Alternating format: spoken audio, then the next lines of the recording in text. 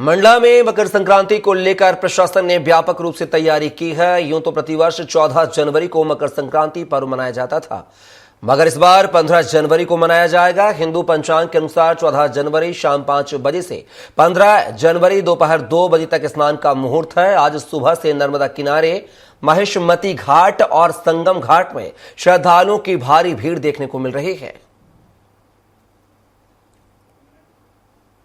मकर संक्रांति का विशेष महत्व मंडला जिला में देखा जाता है। और बात करें मंडला जिले की, जो मंडला जिला मुख्यालय है लगभग 3 तरफ से मां नर्मदा से घिरा हुआ है। यहाँ पे सुरपन, मटियारी और बंजर नदी का त्रिवेणी संगम होता है और यहाँ पे विशेष महत्व है, खास तौर से नर्मदा नदी का। और आज मकर संक्रांति को देखते हुए लगभग यहाँ पे जिस हिसाब से प्रशासन के द्वारा जो पुख्ता इंतजाम किए गए हैं, ज्यादा गहराई वाला क्षेत्र न हो, इसलिए पहले से ही प्रशासन के द्वारा बैरिकेडिंग की गई है कि बैरिकेडिंग के अंदर ही लोग यहाँ पे स्नान करें और श्रद्धालु किसी प्रकार की कोई दिक्कत ना हो। क्योंकि यहाँ पे लगभग महाराष्ट्र है, बालाघाट है, सिवनी है, छिंदवाड़ा है और लगभग अलग अलग राज्यों से लोग यहाँ पे स्नान करने आते हैं।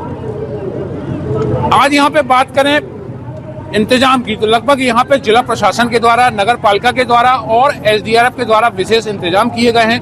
हमारे साथ मौजूद है सूबेदार हेमराज सर हैं, मौजूद है हमारे साथ कि आखिर इनके द्वारा क्या पुख्ता इंतजाम किए गए हैं और किन किन स्थानों पे व्यवस्थाएं की गई।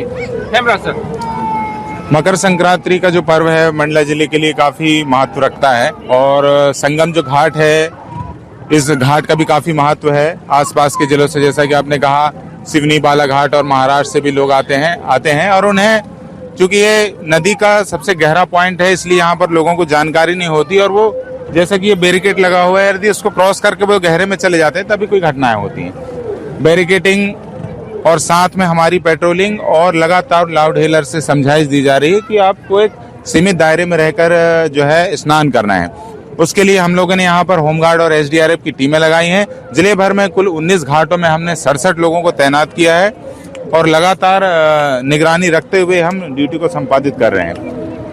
ये पर्व अच्छे से सभी के लिए हो और किसी प्रकार की घटना ना हो, इसका हम पूरा ध्यान रख रहे हैं। यदि लोग किसी प्रकार की रिस्क नहीं उठाते हैं तो पर्व काफी अच्छे से मनाया जा सकता है। जैसे कि सर देखा जाए, हमेशा लगभग यहाँ पे कुछ न कुछ घटनाएं होती रहती हैं, तो उससे सबक लेते हुए ये व्यवस्था मेंटेन की गई। जी, हर घटना एक नई व्यवस्था को जन्म देता है। ये सारी व्यवस्थाएं उसी के तहत हैं। जैसे कि पहले हम बैरिकेडिंग करते थे लेकिन जालियां का इस्तेमाल नहीं करते थे, तो लोग बैरिकेडिंग क्रॉस करके आ जाते थे, लेकिन इस बार जालियां भी लगा दी गई है। अब इसको देखते हुए हमने देखा कि सुबह से अभी तक कोई भी व्यक्ति जो है बैरिकेडिंग को क्रॉस करके गहरे पानी में तैराकी करता हमें दिखा नहीं है।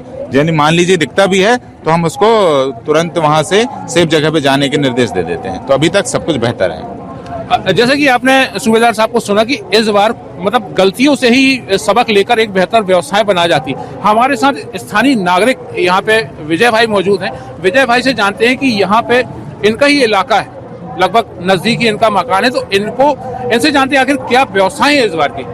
जी विजय भाई।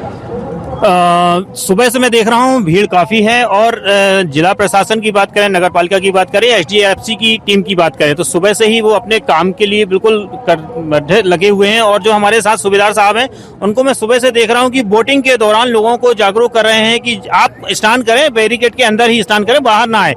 दूसरी चीज, क्योंकि हर बार जो एक्सीडेंट्स होते हैं, अचानक जो एक्सीडेंट होते हैं, कोई मौत होती है, तो लोग कहते हैं कि यार वहां जाने से ऐसा होता है, वैसा होता है। इसलिए जिला प्रशासन ने अपनी तरफ से पूर्ण व्यवस्थाएं की गई हैं और लगभग 3 बजे के बाद जो मुहूर्त का है उसमें भीड़ काफी आएगी।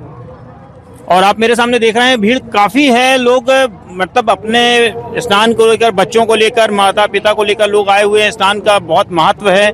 दूसरी चीज, हम रोड की अगर बात करें तो सुबह से ही अलर्ट कर दिया गया है कि बाहरी वाहनों को प्रवेश निषेध किया गया है और जो छोटे वाहन है उनकी पार्किंग अलग की गई है। यहाँ पे लोकल प्रशासन की बात करें तो लगभग यहाँ पे लोकल नाविक जो हैं वो भी अपनी नाव लेकर नदी पे हैं और उनकी भी यहाँ पे एक जिम्मेदारी उनको सौंपी गई है। स्वराज एक्सप्रेस की मंडला से मैं अमित चौरसिया।